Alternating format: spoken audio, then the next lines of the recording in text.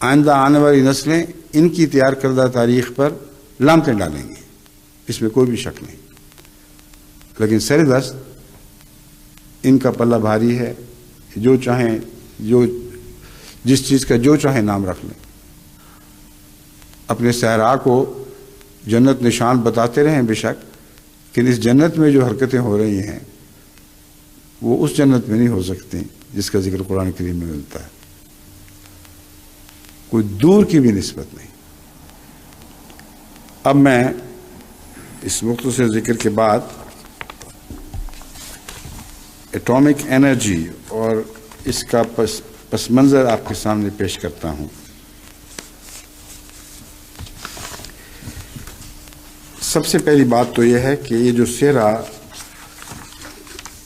بھٹو صاحب کے سر پہ باندھا جا رہا ہے یہ سراسر جھوٹ ہے۔ اس کا سہرا اگر کسی پاکستانی سیاستدان کے سر بننا چاہیے تو وہ ایوب خان ہے۔ جنرل ایوب خان سے ہی ایٹامک انرجی کے کمیشن کا آغاز ہوا ہے، اور عجیب بات ہے کہ گوہر ایوب صاحب خود اپنے باپ کی خدمات کا اعتراف کرتے ہوئے ڈرتے ہیں، کیونکہ 1965 کی جنگ میں جو حالات رونما ہوئے اس کے نتیجے میں جنرل ایوب خان نے یہ فیصلہ پہلا کیا تھا کہ ہمیں لازماً ایٹمی توانائی کی طرف توجہ کرنی ہوگی، ورنہ ہم ہندوستان جیسے مد مقابل کے سامنے مات کھا جائیں گے، اور پھر کوئی بعید نہیں کہ ہندوستان ہمارے ملک پر قابض ہو جائے۔ اس لیے ایک ہی علاج ہے کہ ایٹمی توانائی کو فروغ دیا جائے۔ ایوب خان کی نظر انتخاب جس سائنسدان پر پڑی جس پر آپ کو کامل اعتماد تھا وہ ڈاکٹر عبدالسلام تھے۔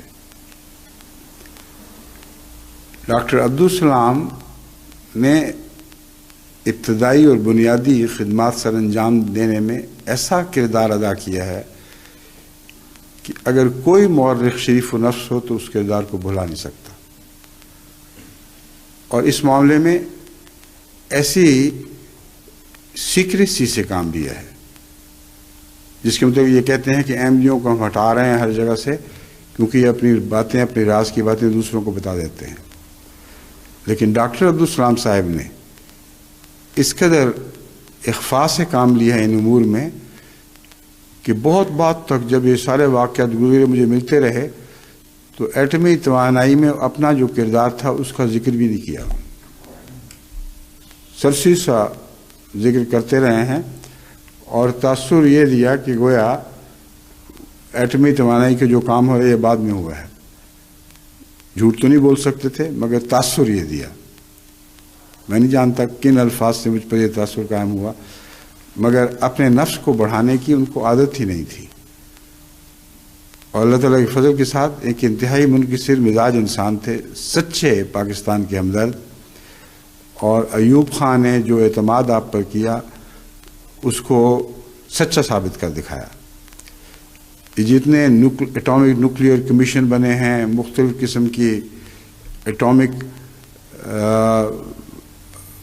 یورینیم وغیرہ کی افزائش کے انتظامات ہوئے ہیں، ان سب میں ڈاکٹر عبدالسلام کے مشورے کے مطابق وہ سائنسدان ملوث ہوئے ہیں جن میں سے ایک بڑی تعداد احمدی سائنسدانوں کی تھی، اور اگر وہ احمدی سائنسدان اس پر کام نہ کرتے تو آج کسی ایٹم بم کا سوال ہی نہ پیدا ہوتا پاکستان کے لیے۔ اور یہ الزام کہ وہ اپنی خبریں احمدیوں کو دیتے ہیں اس قدر جھوٹا اور لغو ہے۔ اب جب کہ واقعہ ہو گیا تو امریکہ سے عبداللطیف صاحب نے، جو اس وقت چوٹی کا کردار ادا کرنے والے تھے، انہوں نے پہلی بار مجھے لکھا ہے کہ سارے جھوٹ بول رہے ہیں، بات کچھ اور ہی ہے۔ ایوب خان کے زمانے میں آغاز ہوا، اور میں ان سائنسدانوں میں سے ہوں جنہوں نے اولین کلیدی کردار ادا کیا ہے یورینیم کی افزائش کے تعلق میں، اور مدتوں اس پر کام کیا ہے، مختلف ممالک کے دورے کیے ہیں، اور اس کی افزائش کے سلسلے میں اگر یہ سارا کام جو مخفی طریق پہ ہوتا رہا ہے اگر یہ نہ کیا جاتا تو آج پاکستان کا ایٹم بم بنانے کا آج پاکستان ایٹم بم بنانے کا خواب بھی نہیں دیکھ سکتا تھا۔ تو اول طور پر یاد رکھیں کہ اس کا سہرا نہ بھٹو کے سر ہے، نہ ضیاء الحق کے سر ہے، نہ نواز شریف کے سر ہے، یہ سارے بعد میں شہرت لوٹنے والے لوگ ہیں۔ سہرا اگر کسی پاکستانی سیاستدان کے سر ہے تو وہ جنرل ایوب خان تھے۔ بہت گہرے انسان جن کی نظر ملک و قوم کے مفادات پر تھی، اور دیکھنے میں ایک سادہ سے جرنیل تھے، مگر ان کی بہت باریک اور گہری نظر اسلامی مفادات اور ملکی مفادات پر پڑا کرتی تھی، اور اسی کا یہ نتیجہ تھا کہ ایٹامک انرجی کمیشن کا آغاز ہوا ہے۔ ان میں ایک بہت بڑی خوبی یہ تھی کہ خاموشی سے کام کرتے تھے اور اپنا دکھاوا منظور ہی نہیں تھا۔ اس وجہ سے بھی اس زمانے کی تاریخ کو بھلایا گیا ہے، ورنہ اگر وہ اس وقت کھل کر یہ باتیں کرتے تو ان کو ذاتی شہرت تو مل سکتی تھی، مگر سب دنیا کی نظریں پاکستان کے ایٹامک پروگرام پر ہوتی اور اس وقت دخل اندازی کر کے وہ اس کی بنیادی قائم نہ ہونے دیتے۔ بس اپنی انا کی ذرہ بھر بھی پرواہ نہیں کی انہوں نے، اور اعتماد کیا تو احمدیوں پر کیا۔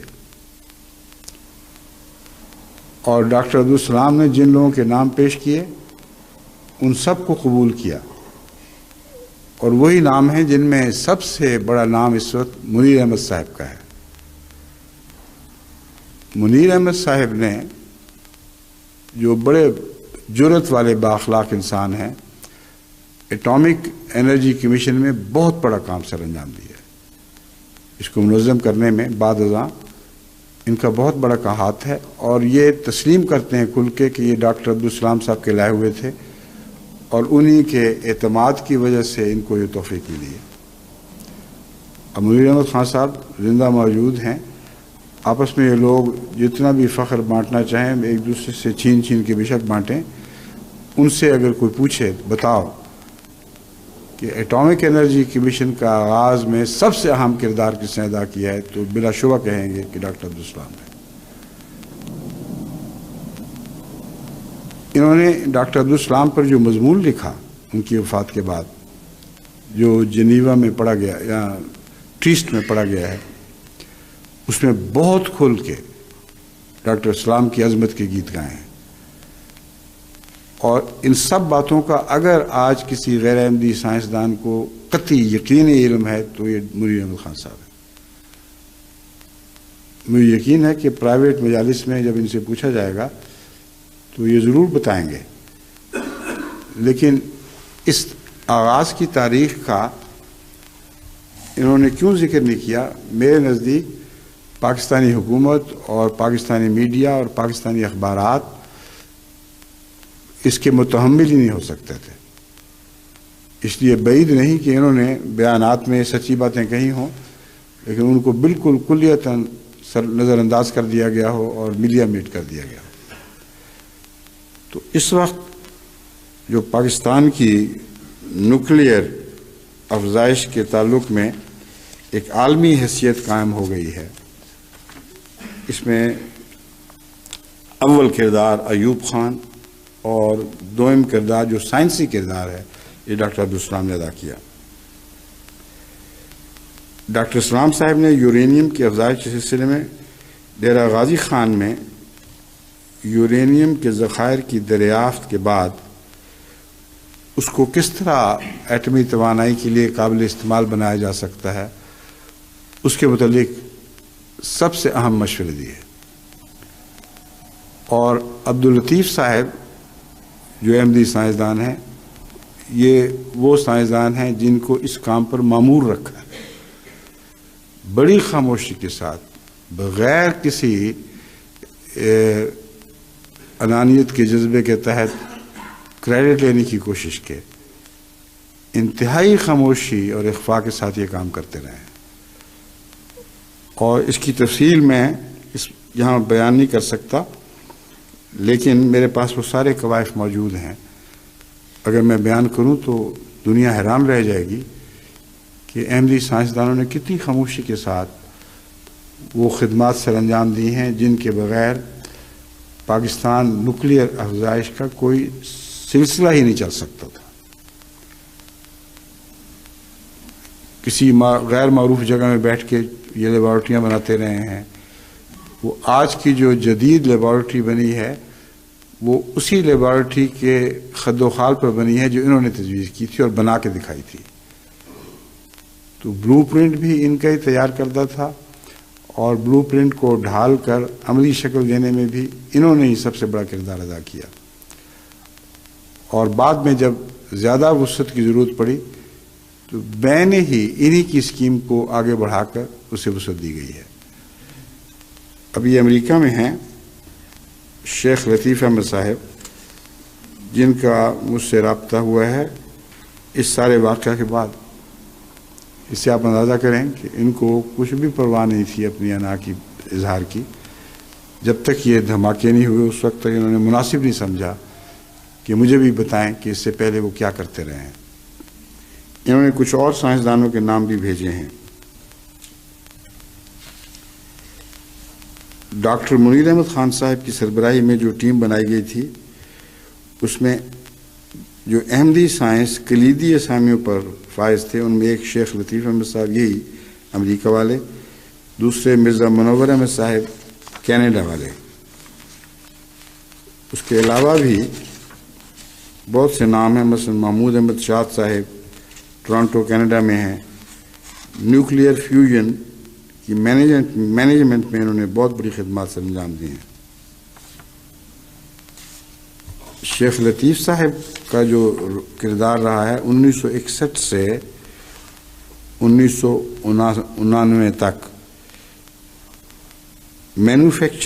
Manufacture of nuclear research equipment, یہ انہی کا کارنامہ ہے. 1972 میں manufacture of uranium extraction pilot plant انہوں نے تجویز کیا. انہوں نے اپنے سامنے بنوا کر دکھا دیا کہ یہ تجویز محض ایک خیالی تجویز نہیں، عملاً یہ ہو سکتا ہے. 1974-79 تک processing of uranium manufacturing nuclear fuel, یہ بھی ان کا کارنامہ ہے. اب یہ اس کو جو مرضی اپنے سر تھونپنے کی کوشش کرے، یہ وہ حقائق ہیں جو پاکستان کی تاریخ میں مندرج ہیں، اور ان حقائق کو یہ مٹا سکتے ہی نہیں. اس لیے قدیر خان صاحب کی باتیں ہوں یا کسی اور سائنسدان کی باتیں ہوں، حقیقت میں یہ احمدی سائنٹسٹ ہیں جنہوں نے بہت گہری علمی خدمت سر انجام دی، اور آج کا ایٹم بم ان کا مرہون منت ہے. یہ جو کہا جا رہا ہے کہ عبد القدیر نے فیوژن میں کام کیا، باقی سب کام دوسروں نے کیے، یہ سب غلط ہے. عبد القدیر صاحب کی تو کوئی حیثیت ہی نہیں تھی، کوئی شمار ہی نہیں تھا. پروپیگنڈا کے اسپیشلسٹ ہیں وہ، اور بہت پروپیگنڈا کیا انہوں نے. اس کے متعلق اخبارات میں یہ خبریں شائع ہو چکی ہیں کہ کس طرح بعض صحافیوں کو انہوں نے خریدا اور اپنی جیب سے پیسے خرچ کر کے ان کو اپنی تائید میں لکھنے پر آمادہ کیا. اب یہ ساری باتیں پاکستان کے اخبارات میں چھپی ہوئی موجود ہیں. ان کی تفصیل میں نہیں جانا چاہتا کیونکہ مجھے پسند نہیں کہ عبد القدیر خان صاحب کے کیے کرائے پر پانی پھیرنے کی کوشش کروں. ان بیچاروں نے جو کچھ کریڈٹ لے لیا، اللہ ان کو مبارک کرے، مگر تاریخ بدلنے کا ان کو کوئی حق نہیں تھا. جو تاریخ کہہ رہی ہے وہ یہ باتیں ہیں جو میں آپ کے سامنے رکھ رہا ہوں. شیخ لطیف صاحب کے علاوہ مرزا منور احمد صاحب ٹورانٹو کا میں نے بتایا ہے. اسی طرح ڈاکٹر محمد افضل صاحب 1964 سے 94 تک سینٹر فار نیوکلیئر اسٹڈیز میں لیکچرر رہے ہیں، یعنی پروفیسر تھے، اور ایٹامک انرجی کے سائنسدانوں کو نیوکلیئر سائنس کی ٹیکنالوجی پڑھانے میں انہوں نے سب سے نمایاں کام سر انجام دیا ہے. جو ٹیم بنی ہے، بہت سارے کثرت سے لوگ انوالو ہوتے ہیں اس کاموں میں. اس ٹیم کو بنانے میں بھی احمدی پروفیسرز کا دخل ہے. تو تعجب کی بات ہے کہ ان سب باتوں کو آج کا پاکستان کلیتاً بھلا رہا ہے اور ایک نئی تاریخ کو جنم دینے کی کوشش کر رہا ہے جو سراسر جھوٹی ہے.